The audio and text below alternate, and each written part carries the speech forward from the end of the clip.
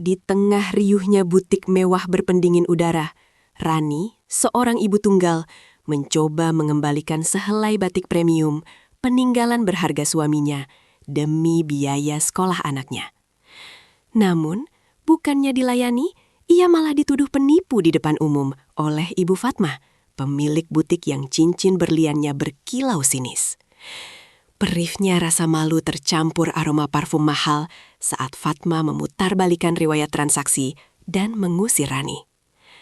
Akankah Fatma terus bersembunyi di balik kekayaannya? Jangan lewatkan perjuangan Rani. Klik subscribe, like video ini, dan tulis kota asalmu di kolom komentar. Saksikan bagaimana percikan api di tengah kemewahan ini membakar kebohongan yang telah lama tersimpan. Mentari pagi sudah meninggi, menerobos celah ventilasi di rumah petak kontrakan Rani yang sempit. Udara pengap terasa akrab bagi Rani. Sebuah pengingat akan perjuangan harian yang tak pernah usai. Di meja makan kecil, Bimo, anaknya, tekun mengerjakan PR matematika dengan pensil yang sudah pendek. Rambut hitamnya lepek karena semalaman belajar, namun matanya memancarkan kecerdasan. Senyum tulus Bimo adalah sumber kekuatan tak terbatas bagi Rani. Motivasi tunggal dalam setiap langkah kakinya. Bimo ingin sekali melanjutkan sekolah ke jenjang yang lebih tinggi, menggapai cita-cita menjadi seorang arsitek handal. Kebutuhan Bimo semakin mendesak, biaya sekolah dan kebutuhan hariannya terus membengkak. Rani sudah mencoba berbagai pekerjaan serabutan, dari mencuci hingga menjadi pelayan catering, namun semua tidak cukup. Dengan berat hati, Rani meraih sehelai kain batik premium dari dalam lemari tua. Itu adalah warisan berharga dari almarhum suaminya, Pak Budi, dengan motif unik yang selalu ia jaga. Kain itu tadinya akan disimpan untuk bekal Bimo di masa depan. Tapi apa daya, keadaan kini benar-benar menjepit. Terpaksa, Rani memutuskan untuk menjualnya kembali ke tempat di mana suaminya dulu membelinya. Perjalanan ke glamor butik terasa begitu jauh bagi Rani. Butik itu berdiri megah di pusat kota, memamerkan kemewahan yang kontras dengan kehidupan Rani. Jendela kacanya memantulkan kilau lampu kristal di dalam, menampilkan manekin-manekin berpakaian anggun. Rani menarik napas panjang sebelum mendorong pintu besar bertuliskan Glamour Butik. Merasakan hawa dingin AC yang langsung menusuk kulitnya. Aroma parfum mahal dan kain-kain sutra langsung menyergap indera penciumannya. Mata Rani menelusuri setiap sudut butik, mencari jejak kenangan mendiang suaminya di sana. Seorang staf toko muda dengan seragam rapi menghampiri Rani. Wajahnya ramah, namun terlihat sedikit merendahkan. Rani menjelaskan niatnya untuk meretur kain batik premium yang ia bawa. Ia menunjukkan kain itu dengan hati-hati. Staf tersebut mengerutkan kening, lalu meminta struk pembelian. Rani sudah menyiapkan struknya, yang memang sudah sedikit usang termakan waktu. Staf itu memeriksanya dengan teliti, kemudian menggeleng. "Maaf Ibu, struknya tidak lengkap," katanya dengan suara agak datar. "Atau mungkin ini sudah lewat batas waktu retur kami." Rani merasa kaget. Ia yakin struk itu masih sah dan belum lewat batas waktu. Dulu suaminya pernah bilang kalau butik ini punya garansi seumur hidup untuk produk tertentu. Rani mencoba menjelaskan dengan tenang. "Saya rasa tidak begitu, Mbak. Suami saya pernah bilang kalau produk ini ada garansi khusus. Lihat, di sini ada stempel khusus." Rani menunjuk bagian kecil di struk yang nyaris tak terlihat. Namun staf itu tetap bersikukuh menolak. "Peraturan kami sudah berubah, Ibu. Kebijakan retur kami ketat sekali," ucapnya dengan nada final, sedikit lebih keras. Keributan kecil itu menarik perhatian. Dari kejauhan, seorang wanita paruh baya melangkah mendekat. Ia mengenakan gaun sutra mahal yang berkilau. Di jemarinya, cincin berlian besar berkelip-kelip menangkap cahaya lampu butik. Dialah Ibu Fatma, pemilik Glamour Butik. Dengan tatapan angkuh yang seolah mengukur nilai setiap orang yang dilihatnya.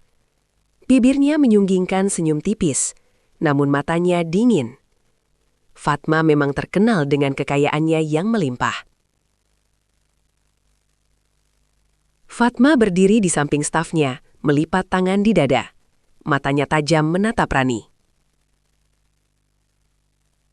"Ada masalah apa ini?"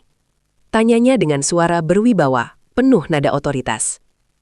Staf itu buru-buru menjelaskan situasinya. Fatma mengangguk-angguk, sesekali melirik kain batik di tangan Rani. Saat pandangannya jatuh pada motif unik di kain itu, wajah Fatma menunjukkan kilasan panik yang sangat cepat. Hanya sepersekian detik, namun Rani sempat menangkapnya. Fatma segera menutupinya dengan seringai merendahkan. "Jadi Anda ingin menipu kami, Ibu?" Fatma berbicara dengan suara keras, sengaja agar didengar pelanggan lain. "Memalsukan barang mungkin? Atau justru Anda mencuri kain ini dan mencoba mengembalikannya untuk mendapatkan uang tunai?" Tuduhnya tanpa tedeng aling-aling. Pernyataan Fatma begitu menusuk. Rani tersentak, darahnya berdesir marah. Ia tidak percaya dituduh seperti itu. Beberapa pelanggan lain yang tadinya sibuk melihat-lihat, kini mulai mengeluarkan ponsel mereka, merekam kejadian tersebut.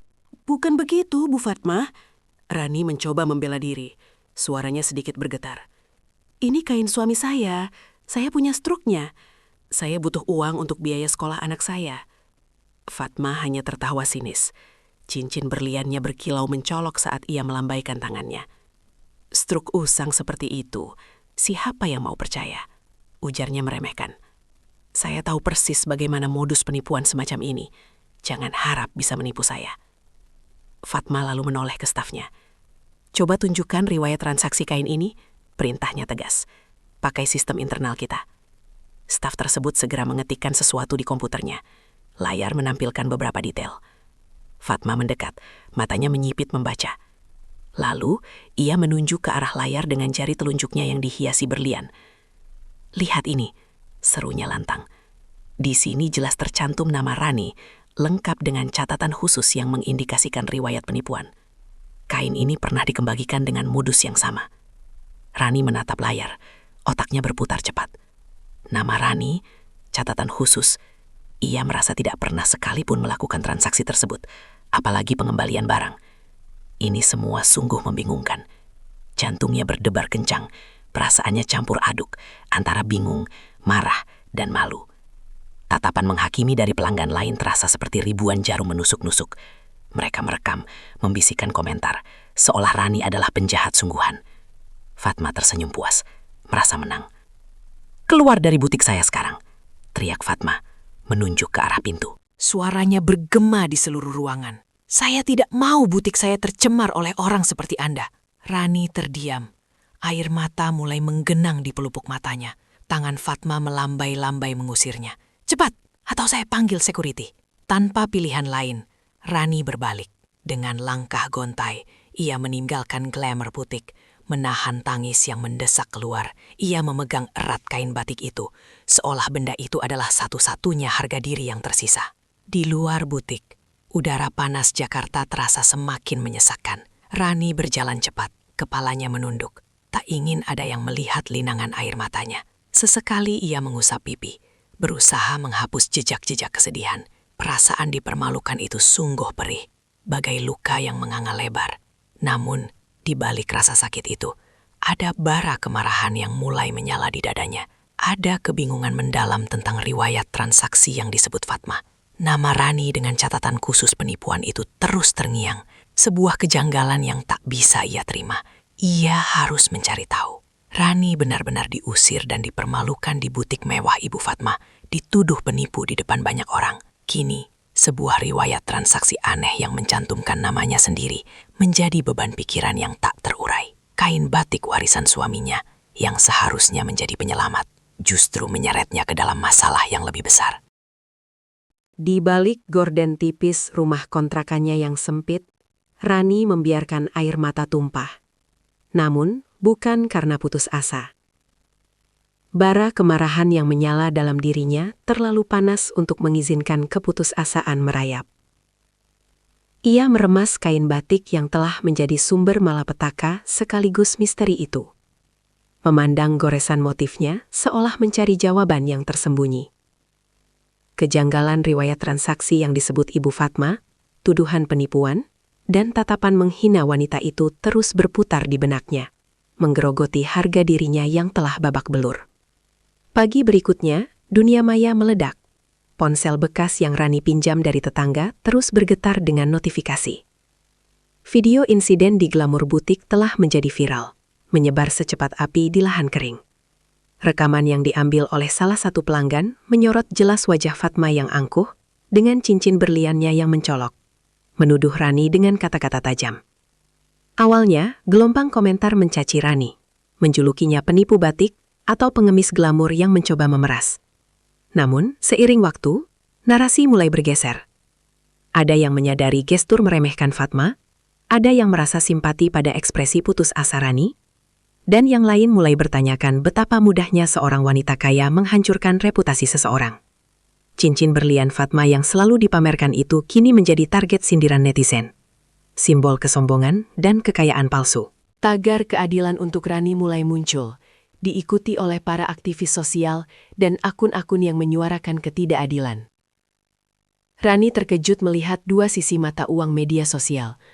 Di satu sisi, ia merasa telanjang dan diekspos. Namun di sisi lain, dukungan yang tak terduga itu memberinya sedikit kekuatan. Bimo, anaknya yang cerdas, melihat ibunya terpukul. "Mama jangan sedih," ujarnya dengan polos. "Nanti Bimo bantu Mama cari kebenaran." Kata-kata Bimo menusuk hati Rani, sekaligus memompa semangatnya. Demi Bimo, demi pendidikan dan masa depan cerah yang selalu ia impikan untuk putranya, Rani tak boleh menyerah. Kebutuhan untuk membayar uang sekolah yang mendesak, digabungkan dengan harga diri yang diinjak-injak, memicu tekadnya yang membaca. Rani mencoba mencari bukti pembelian asli kain batik itu, mengubrak-abrik tumpukan surat dan dokumen lama. Ia yakin suaminya tidak akan menyimpan bukti pembelian sembarangan. Namun sia-sia. Tidak ada strok, tidak ada kwitansi yang spesifik untuk kain batik itu. Ingatannya kembali ke almarhum suaminya, Pak Budi, seorang desainer tekstil jenius yang selalu mengagumi keindahan motif tradisional. Pak Budi adalah pria yang jujur dan berintegritas. Obsesinya pada detail dan kualitas selalu terpatri dalam setiap karyanya. Kain batik premium itu adalah salah satu karyanya yang paling berharga, peninggalan yang ia jaga erat. Rani ingat, Pak Budi pernah bercerita tentang seorang murid atau rekan kerja yang sangat ambisius, yang awalnya bekerja sama dengannya, namun kemudian menunjukkan sisi gelap yang membuat Pak Budi mundur. Bisakah itu Ibu Fatma? Didorong oleh firasat, Rani mulai mengulik masa lalu suaminya. Ia mengunjungi beberapa kenalan lama Pak Budi di komunitas tekstil, bertanya tentang pekerjaannya di masa lalu, proyek-proyek yang pernah ia kerjakan. Sebagian besar orang hanya mengingat Pak Budi sebagai sosok yang berbakat, namun tertutup, dan kemudian menghilang begitu saja dari peredaran setelah kecelakaan tragisnya. Namun, ada satu nama yang sering disebut, Fatma. Rani mendengar bisikan bahwa Pak Budi dulunya adalah mentor Fatma, membimbingnya dari seorang desainer muda yang belum berpengalaman menjadi seseorang yang mulai diperhitungkan. Bahkan, beberapa orang yakin bahwa glamour butik yang kini megah itu adalah ide awal mereka berdua, yang seharusnya menjadi usaha patungan. Namun, setelah kematian mendadak Pak Budi, Fatma tiba-tiba muncul dengan modal besar dan butik mewah itu dalam waktu singkat. Seolah-olah semua impian Pak Budi telah diambil alih dan diwujudkan olehnya seorang diri. Informasi itu bagai percikan api di kegelapan. Rani merasa ada benang merah yang mulai terjalin. Ia memutuskan untuk mencoba menghubungi salah satu karyawan muda glamour butik yang terlihat paling bersimpati padanya saat insiden itu. Namanya Vira, seorang gadis lugu yang matanya menunjukkan ketidaknyamanan saat Fatma menghina Rani. Rani mengiriminya pesan singkat, meminta bertemu secara diam-diam. Vira, yang telah menyaksikan video viral itu dan merasa sangat tidak enak hati atas perlakuan Fatma, setuju. Mereka bertemu di sebuah taman kota yang sepi, di bawah lindungan pepohonan rindang yang menutupi mereka dari pandangan. Vira tampak gelisah, Sesekali melirik ke sekeliling, khawatir ada yang melihatnya. "Maaf Bu Rani," bisiknya, suaranya nyaris tak terdengar. "Saya tidak tahan melihat Ibu diperlakukan seperti itu. Semua orang di butik sebenarnya tahu Ibu Fatma itu licik. Dulu, butik itu sebenarnya punya Pak Budi. Dan dia, namanya dulu bukan Glamor Butik, tapi Budi dan Fatma Batik Atelier. Tapi setelah Pak Budi meninggal, tiba-tiba Bu Fatma mengklaim semuanya. Kami tahu dia membayar beberapa orang untuk memalsukan dokumen, menjatuhkan Pak Budi. Tapi tidak ada yang berani bicara. Semua takut dipecat." Vira menjelaskan bahwa Fatma adalah sosok yang sangat manipulatif, selalu mencari cara untuk mengambil keuntungan dari orang lain, terutama dari karya-karya orisinal Pak Budi yang sangat dihargainya. Reputasi buruk Fatma di kalangan staf bawah tanah sudah menjadi rahasia umum. Vira juga memberitahu Rani tentang riwayat transaksi yang sebenarnya. Catatan khusus itu, kata Vira, adalah kode internal yang dibuat oleh Fatma sendiri untuk menandai barang-barang bermasalah atau barang yang dulunya milik Pak Budi dan kemudian diakuinya. Nama Rani, dengan catatan khusus itu, mungkin sengaja dibuat untuk menjebak ibu, seolah-olah ibu yang menipu. Mendengar pengakuan Vira, jantung Rani berdegup kencang. Ia tahu Vira telah mengambil resiko besar untuk berbicara. "Terima kasih Vira," ucap Rani tulus. "Kau sangat membantu." Informasi itu memberikan Rani kekuatan baru. Ia kembali ke rumahnya yang sederhana, memegang kain batik itu dengan pemahaman yang berbeda. Bukan sekedar warisan. Ini adalah bukti. Ia tahu Pak Budi adalah pria yang teliti. Jika ada cerita tentang Budi dan Fatma Batik Atelier, pasti ada buktinya. Rani menggeledah lebih cermat lagi, kali ini bukan mencari struk, melainkan sesuatu yang lebih personal. Di bawah tumpukan pakaian lama yang jarang ia sentuh, di dalam sebuah kotak kayu ukiran pemberian Pak Budi, ia menemukan sebuah buku catatan tua bersampul kain batik lusuh. Buku itu adalah harta karun. Di dalamnya, sketsa-sketsa desain yang indah berjejer rapi. Beberapa masih setengah jadi, beberapa sudah dilengkapi dengan kode produksi unik yang sangat detail. Dan di halaman yang paling mencolok, ada sketsa motif kain batik yang sama persis dengan yang ia retur, lengkap dengan kode yang terukir di pinggirannya. Di halaman-halaman awal, ada pula coretan tangan Pak Budi yang berisi ide-ide awal pendirian Budi and Fatma Batik Atelier, rincian pembagian saham, bahkan draft perjanjian kerjasama yang menyebutkan bahwa sebagian besar aset dan hak desain akan menjadi milik Pak Budi, dan Fatma hanyalah bagian operasional. Ada catatan kecil di pinggir halaman, tertulis dengan gaya tergesa-gesa. "Fatma semakin serakah. Ide-ideku diambil alih. Aku harus berhati-hati." Buku itu adalah sebuah kronik pengkhianatan yang perlahan-lahan terungkap. Bukti nyata bahwa glamor butik yang kini diagungkan Fatma sesungguhnya berakar pada penipuan dan pencurian hak cipta setelah kematian Pak Budi. Sementara Rani sibuk menelusuri kebenaran, video viral itu terus membakar amarah publik. Tekanan terhadap Fatma semakin besar. Para jurnalis mulai mencium bau skandal dan melakukan investigasi mereka sendiri. Fatma, yang awalnya hanya menganggap Rani sebagai duri kecil, kini menyadari bahwa kain batik itu adalah bukti kunci yang akan membongkar kebohongan masa lalunya. Ia tahu jika kode unik pada kain itu dicocokkan dengan desain Pak Budi, riwayat transaksi yang ia palsukan akan terbongkar. Wajahnya yang biasa angkuh kini mulai menunjukkan gurat ketakutan. Ia berusaha membungkam Rani dengan segala cara. Pertama, melalui pengacaranya yang mengirimkan surat peringatan keras, menuduh Rani melakukan pencemaran nama baik dan ancaman tuntutan hukum miliaran rupiah. Kemudian, intimidasi tak langsung. Desas-desus buruk tentang Rani mulai menyebar di lingkungan sekolah Bimo, dan beberapa kenalan Rani yang bekerja lepas tiba-tiba kehilangan proyek. Bahkan, seorang pria berbadan tegap sempat mondar-mandir di sekitar rumah kontrakan Rani, menimbulkan rasa tidak nyaman dan ketakutan bagi dirinya dan Bimo. Fatma menelpon Rani secara langsung, suaranya dingin dan penuh ancaman terselubung. "Kau hanya seorang wanita miskin, Rani. Jangan coba-coba melawan saya. Kau tidak punya apa-apa, kecuali anakmu. Pikirkan masa depan Bimo baik-baik." Ancaman itu bagaikan pukulan telak. Namun, di antara ketakutan yang mencekam, tekad Rani justru semakin mengeras.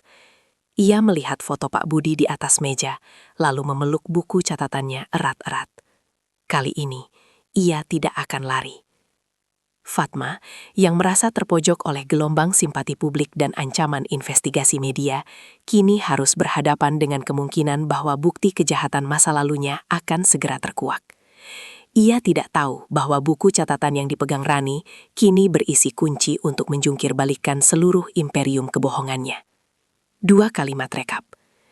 Video insiden di butik menjadi viral, memicu gelombang simpati dan tekanan publik terhadap Ibu Fatma. Rani, dibantu oleh seorang karyawan butik yang bersimpati, menemukan buku catatan suaminya yang berisi bukti kuat tentang penipuan hak cipta oleh Fatma. 1 kalimat cliffhanger. Ketika Fatma mulai melancarkan intimidasi, Rani tahu bahwa ia harus membuat keputusan besar yang akan mengubah hidupnya selamanya. Buku catatan Pak Budi tergenggam erat di tangan Rani. Bukan lagi sekadar peninggalan usang, melainkan peta harta karun kebenaran yang baru saja ia temukan. Malam itu, di bawah temaram lampu kamar kontrakannya, setiap goresan pensil, setiap coretan, dan setiap angka dalam buku itu terasa bernyawa, membisikkan kisah pengkhianatan yang selama ini tersembunyi di balik kemilau glamour butik. Sementara Fatma, di kejauhan sana, mungkin sedang merancang skema intimidasi berikutnya. Rani justru menemukan ketenangan dalam badai yang tengah ia persiapkan. Ancaman-ancaman yang datang melalui pesan singkat tanpa pengirim, telepon gelap yang hanya menyajikan keheningan menakutkan, atau kehadiran mobil-mobil mencurigakan yang sesekali melintas di depan rumahnya, tak lagi mampu menciutkan nyalinya. Sebaliknya, hal itu justru memupuk bara di dalam dadanya menjadi api yang semakin membara, meyakinkannya bahwa ia kini berada di jalur yang benar, semakin mendekat pada jantung kebusukan yang hendak ia bongkar. Rani tahu bahwa buku itu saja tidak cukup. Ia membutuhkan lebih dari sekadar tulisan tangan dan sketsa desain. Ia membutuhkan suara, saksi, dan platform. Pikirannya melayang pada Bimo, putranya, yang kini terlelap pulas di sampingnya, beralaskan tikar tipis yang berulang kali ditambal. Masa depan Bimo, impiannya untuk menjadi seorang insinyur, adalah bahan bakar abadi yang mengobarkan semangat Rani. Ia tidak akan membiarkan Fatma merenggut hak itu, sebagaimana Fatma telah merenggut hak almarhum suaminya. Pagi berikutnya, Rani memulai perburuannya. Dengan keberanian yang tak pernah ia duga sebelumnya, ia menghubungi seorang jurnalis investigasi yang namanya sempat disebutkan oleh Arif, karyawan muda glamor butik yang bersimpati padanya. Arif, meski takut, telah memberikan petunjuk berharga tentang jaringan media yang kritis terhadap konglomerat seperti Fatma. Rani menimbang-nimbang antara keraguan dan tekad yang kuat. Ini adalah lompatan besar, melangkah keluar dari zona nyamannya yang serba sembunyi-sembunyi menuju sorotan publik yang terang benderang, di mana setiap tindakannya akan dianalisis, setiap kata-katanya dihakimi. Namun demi kebenaran, demi Bimo, ia harus melakukannya. Halo Ibu Rani, saya Arya dari Harian Suara Rakyat.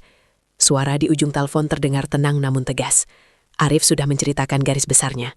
Insiden di butik itu. Kami sudah mengamati sejak videonya viral. Ada sesuatu yang janggal. Kami setuju. Rani menceritakan semuanya. Dari kain batik yang menjadi pemicu, riwayat transaksi yang membingungkan, hingga penemuan buku catatan Pak Budi. Ia tidak melebih-lebihkan, hanya menyajikan fakta-fakta yang ia pegang dengan keyakinan penuh. Arya mendengarkan dengan seksama. Sesekali menyela untuk meminta klarifikasi atau detail lebih lanjut. Ini berpotensi menjadi skandal besar, Bu Rani, kata Arya. Nadanya berubah serius. Kalau benar, ini bukan cuma penipuan retur barang, tapi pencurian hak cipta, pemalsuan dokumen, dan penggelapan aset. Kami perlu bukti-bukti fisik, dan kami perlu saksi. Rani mengangguk, seolah Arya bisa melihatnya. Saya punya buku catatan suami saya. Ada sketsa desain dengan kode unik yang sama persis dengan kain batik itu. Dan ada beberapa dokumen awal pendirian butik. Bagus sekali, respons Arya. Tapi kita juga butuh saksi yang berani berbicara. Arif sudah berani, tapi dia hanya karyawan biasa. Apakah ada mantan kolega Pak Budi yang mungkin tahu lebih banyak?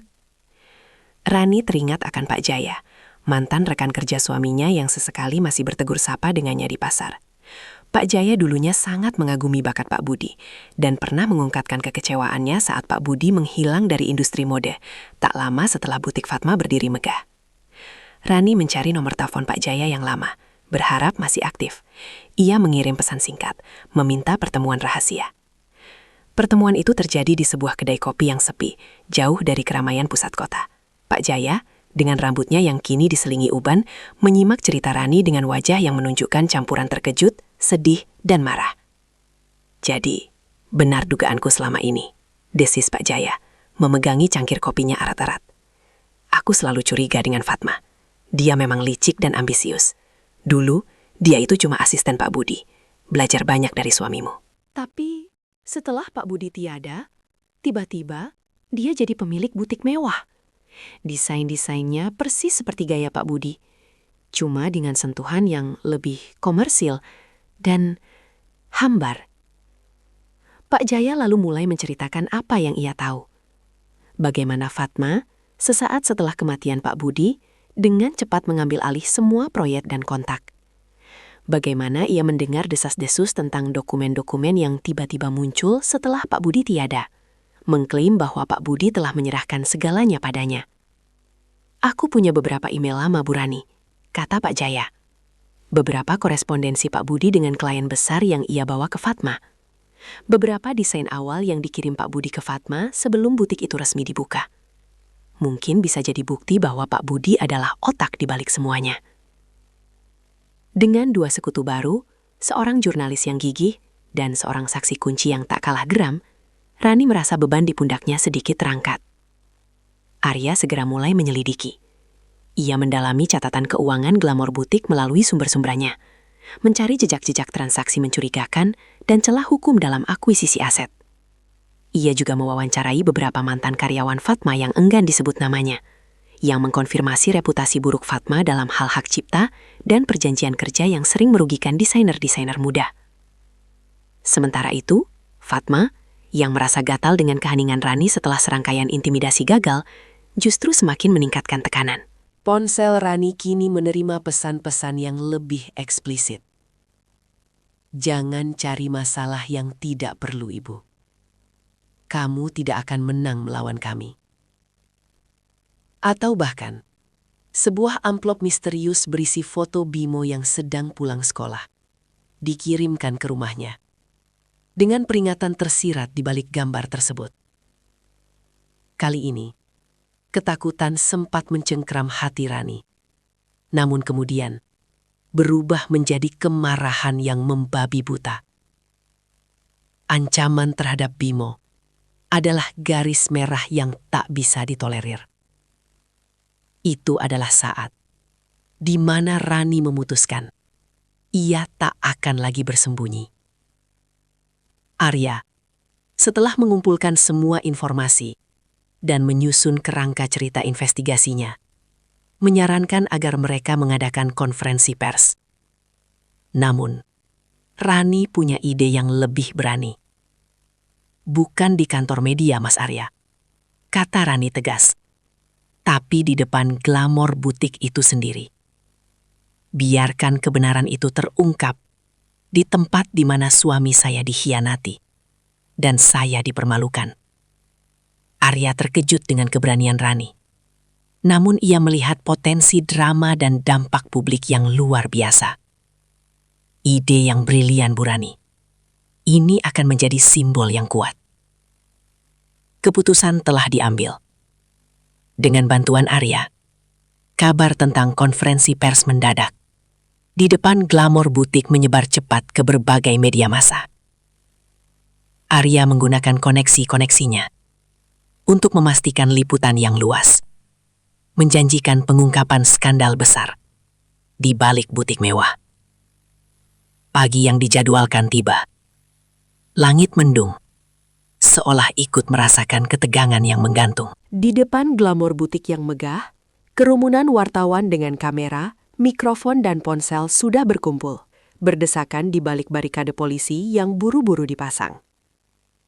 Cuaca dingin yang menusuk kulit tak mengurangi antusiasme mereka untuk mendapatkan berita eksklusif. Sebagian besar orang yang lewat juga berhenti, penasaran dengan keramaian yang tidak biasa itu. Beberapa bahkan mengenali butik itu dari video viral insiden Rani tempo hari. Rani tiba dengan taksi usang ditemani Arya dan Pak Jaya. Ia mengenakan blus batik sederhana, pemberian almarhum suaminya, yang warnanya sedikit pudar namun motifnya masih memancarkan keindahan klasik. Kontrasnya dengan kilau mewah butik di belakangnya begitu mencolok, seolah menegaskan garis tipis antara kebenaran dan kebohongan, antara integritas dan kemewahan palsu. Ia menggenggam erat tas kain lusuh yang berisi buku catatan Pak Budi dan beberapa lembar dokumen. Matanya memancarkan ketenangan yang aneh. Seolah badai di dalam dirinya telah berubah menjadi api yang membakar, namun terkendali. Saat Rani melangkah maju menuju podium sederhana yang telah disiapkan Arya, kilatan kamera langsung menyambar. Bisikan-bisikan riuh segera mereda menjadi keheningan penuh antisipasi. Di antara kerumunan, karyawan glamor butik terlihat mengintip dari balik tirai jendela. Mata mereka dipenuhi rasa ingin tahu dan mungkin juga ketakutan. Arif, yang sempat membantu Rani, menatapnya dengan campuran kekaguman dan kecemasan dari kejauhan. Dari dalam butik, Ibu Fatma muncul, ditemani oleh seorang pengacara berwajah dingin dan beberapa pengawal berbadan tegap. Cincin berlian besarnya tampak berkilauan mencolok di jari manisnya, seolah menantang cahaya kelabu pagi. Wajahnya keras, bibirnya tersenyum sinis, seolah ia datang bukan untuk membela diri, melainkan untuk menghentikan sebuah sandiwara murahan. Ia mengenakan gaun sutra mahal yang membalut tubuhnya dengan anggun, menonjolkan kekayaannya yang berlebihan. "Ada apa ini?" Suara Fatma terdengar tajam, berusaha menembus kerumunan. "Apakah ini semacam sirkus? Mengapa kalian membuang-buang waktu saya untuk mendengarkan omong kosong wanita miskin ini lagi?" Arya, dengan tenang, mengambil alih mikrofon. "Selamat pagi rekan-rekan media. Kami berada di sini hari ini untuk mengungkap kebenaran di balik butik Glamor Butik dan tuduhan yang dilayangkan kepada Ibu Rani beberapa waktu lalu. Ibu Rani bukan penipu, melainkan korban dari penipuan besar yang berakar dari masa lalu." Fatma tertawa sinis, suara tawanya menusuk telinga. "Penipuan? Siapa yang menipu siapa? Wanita ini mencoba mengembalikan kain bekas, menuduh kami. Apalagi sekarang? Mau minta sumbangan? Jika begitu, kalian salah alamat." "Ini bukan soal sumbangan, Ibu Fatma," balas Rani. Suaranya pelan, namun mantap, membuat semua orang fokus padanya. Matanya lurus menatap Fatma, tanpa gentar. "Ini soal keadilan, soal hak suami saya yang sudah Ibu rampas." Fatma mengejek. "Suami? Saya tidak punya urusan dengan suami Anda yang sudah almarhum itu. Dan hak apa yang Anda bicarakan?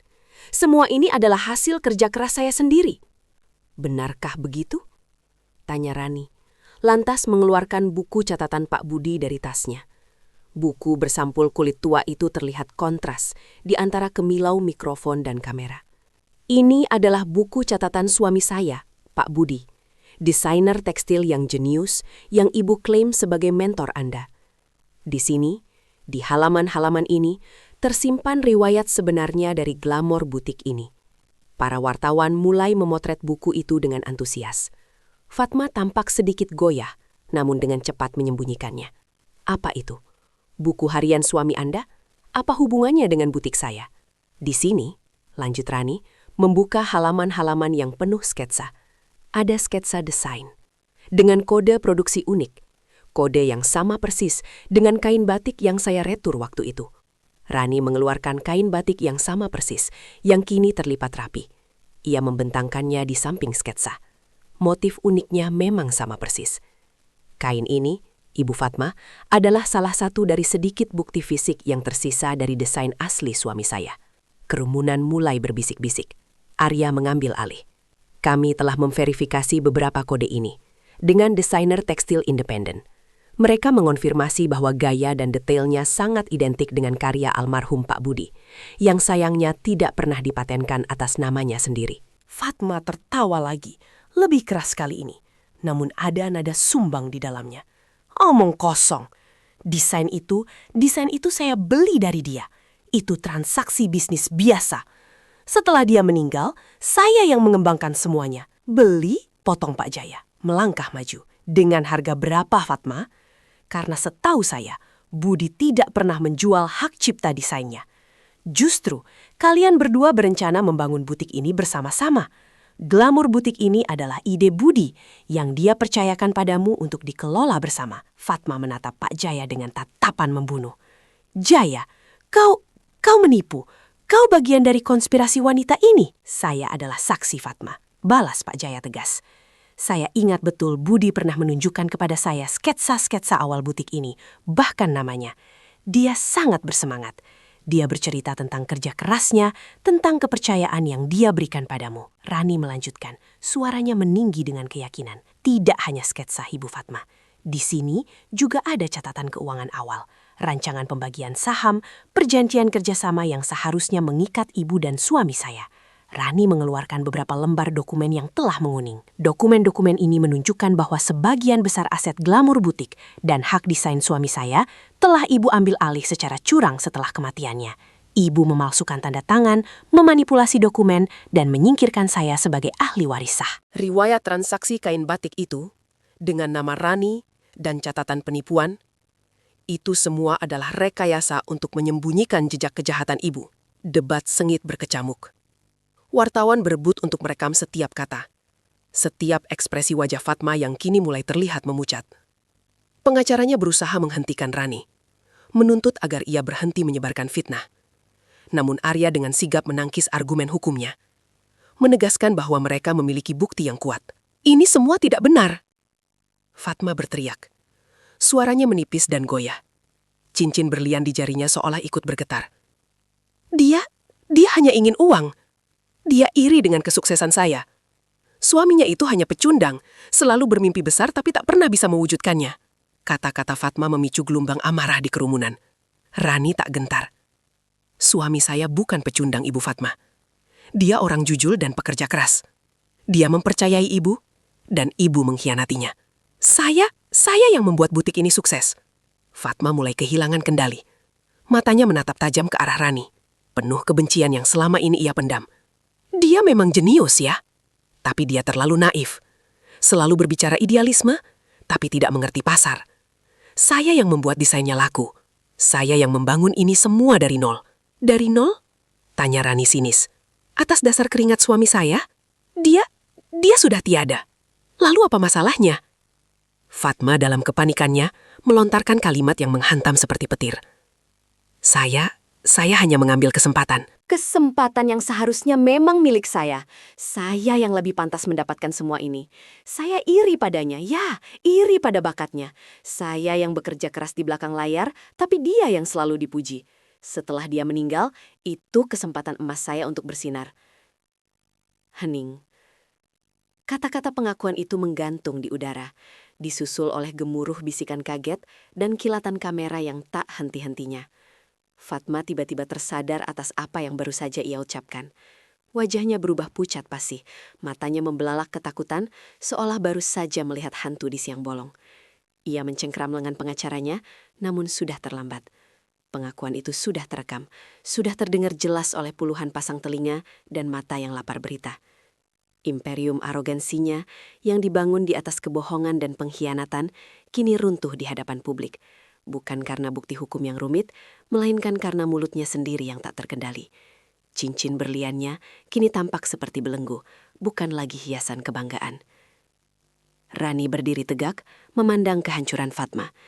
Air matanya menetes, bukan karena sedih, melainkan karena lega dan kelegaan. Keadilan, setelah sekian lama, akhirnya menemukan jalannya.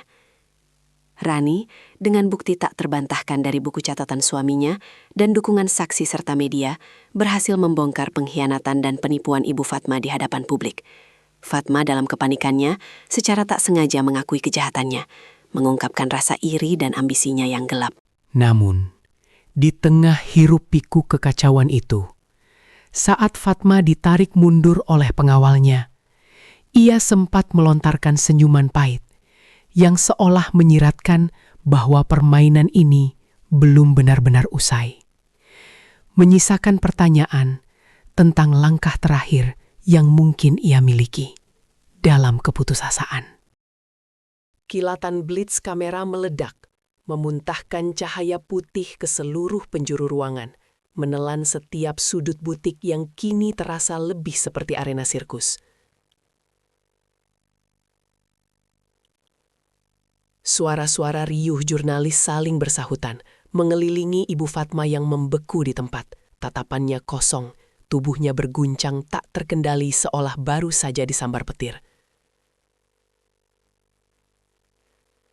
Kata-kata pengakuan yang baru saja meluncur dari bibirnya, sebuah pengakuan yang tercetak jelas dalam rekaman video dan audio, disaksikan ratusan mata, telah menutup rapat pintu keluar dari labirin kebohongannya.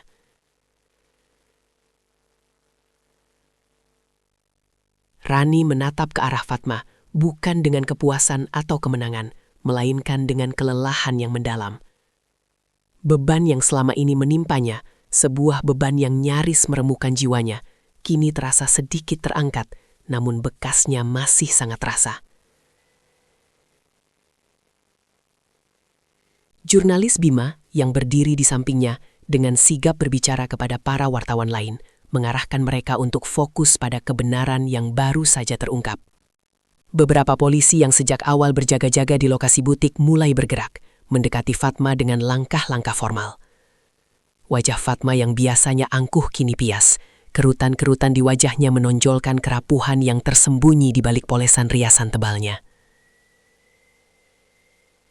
Ia mencoba meronta saat salah satu petugas kepolisian meraih lengannya dengan sopan namun tegas, namun tenaganya seolah raib. Cincin berlian yang berkilauan di jari manisnya, yang dulu begitu sering dipamerkan sebagai simbol kekuasaan dan kemewahan, kini tampak seperti rantai yang menjeratnya, bersinar ironis di tengah kehancuran reputasinya.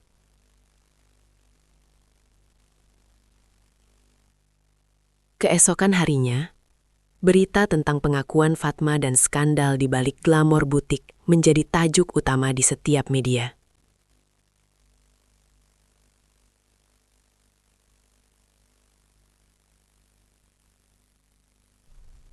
Buku catatan Pak Budi, dengan setiap sketsa dan kode desainnya, menjadi alat bukti utama yang menunjukkan hak cipta yang dicuri. Dokumen-dokumen palsu yang digunakan Fatma untuk mengambil alih aset dan hak paten Pak Budi terbongkar satu persatu. Bahkan, riwayat transaksi kain batik yang menjadi awal perseteruan mereka, kini terbukti sebagai manipulasi data yang sengaja dibuat untuk menjebak Rani. Karyawan muda bernama Maya, yang sebelumnya bersimpati pada Rani, memberanikan diri bersaksi di pengadilan. Kesaksiannya sangat krusial, menjelaskan bagaimana Fatma seringkali bersikap licik dan egois, bahkan setelah kematian Pak Budi. Maya menceritakan bagaimana Fatma mengabaikan pesan terakhir Pak Budi untuk menjaga Rani dan Bimo, dan justru memanfaatkan situasi untuk keuntungannya sendiri. Mantan kolega Pak Budi juga memberikan kesaksian, membenarkan bahwa glamour butik seharusnya adalah usaha patungan, dan Pak Budi adalah otak di balik semua desain dan konsep awalnya. Di ruang sidang, Fatma duduk di kursi pesakitan. Ia mencoba menyangkal, bahkan menuduh Rani merekayasa semua bukti. Namun, pengacaranya sendiri terlihat tak berdaya menghadapi tumpukan bukti dan kesaksian yang menguatkan.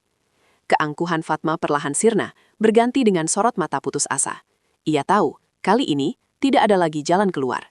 Cincin berlian yang selalu ia banggakan, kini telah dilepas, disita sebagai bagian dari aset yang akan diinvestigasi. Tanpa cincin itu, jemarinya terlihat kosong, seolah kehilangan sebagian dari identitasnya yang selama ini dibangun di atas kemewahan palsu. Akhirnya, putusan pengadilan jatuh. Ibu Fatma dinyatakan bersalah atas penipuan, pemalsuan dokumen, dan pencurian hak cipta. Glamour butik disita dan akan dilelang untuk membayar ganti rugi dan kompensasi kepada Rani. Citra Fatma hancur total, menjadi contoh nyata bagaimana ambisi dan keserakahan bisa membawa seseorang pada kehancuran yang tak terduga. Ia dijatuhi hukuman penjara dan denda yang sangat besar. Bagi Rani, Kemenangan ini terasa pahit sekaligus manis. Ia memang mendapatkan keadilan, tetapi perjuangan ini telah menguras banyak energi dan emosi. Namun ada kelegaan yang luar biasa. Ia mendapatkan kembali hak-haknya, termasuk kompensasi finansial yang cukup untuk menjamin pendidikan Bimo hingga perguruan tinggi. Lebih dari itu, nama baik suaminya, Pak Budi, telah sepenuhnya pulih. Dunia kini tahu bahwa Budi adalah desainer brilian yang karyanya dicuri, bukan sekadar nama yang terlupakan. Beberapa minggu setelah putusan, Rani bersama Bimo mengunjungi sebuah toko kecil yang akan disewanya. Ruangan itu sederhana, jauh dari kemewahan glamour butik. Namun, Rani merasakan semangat baru di sana. Ia berencana untuk membuka butik kecil, mengusung nama dan warisan desain Pak Budi. Bukan untuk mengejar keuntungan semata, melainkan untuk menghidupkan kembali idealisme suaminya, kejujuran dalam berkarya, kualitas yang tak tertandingi, dan kecintaan pada batik sebagai warisan budaya. Bimo duduk di salah satu sudut ruangan, matanya berbinar, sudah membayangkan bagaimana ia akan membantu ibunya suatu hari nanti, melanjutkan warisan ayahnya.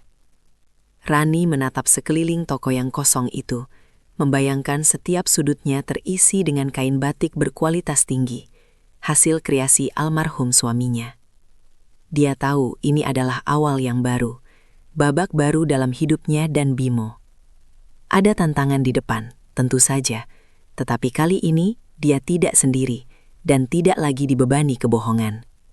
Dia memiliki nama baik, dukungan, dan yang terpenting, kebenaran. Di tangannya kini ia memegang dokumen resmi yang mengembalikan seluruh hak cipta desain suaminya. Tumpukan kertas itu terasa lebih berharga dari berlian Fatma manapun. Namun, di tengah kelegaan yang ia rasakan, terlintas sebuah pertanyaan kecil yang mengusik benaknya. Apakah semua ini sudah benar-benar berakhir? Kemenangan Rani di pengadilan menjadi berita utama, mengakhiri dominasi kebohongan Fatma dan mengembalikan hak-hak Rani secara penuh. Dengan kompensasi yang diperoleh dan nama baik suaminya yang pulih, Rani merencanakan masa depan baru yang dibangun di atas kejujuran dan warisan desain Pak Budi. Saat Rani menatap dokumen hak cipta desain suaminya, ada detail kecil dalam salah satu arsip lama yang belum ia pahami sepenuhnya. Sebuah kode produksi yang sama sekali tidak familiar.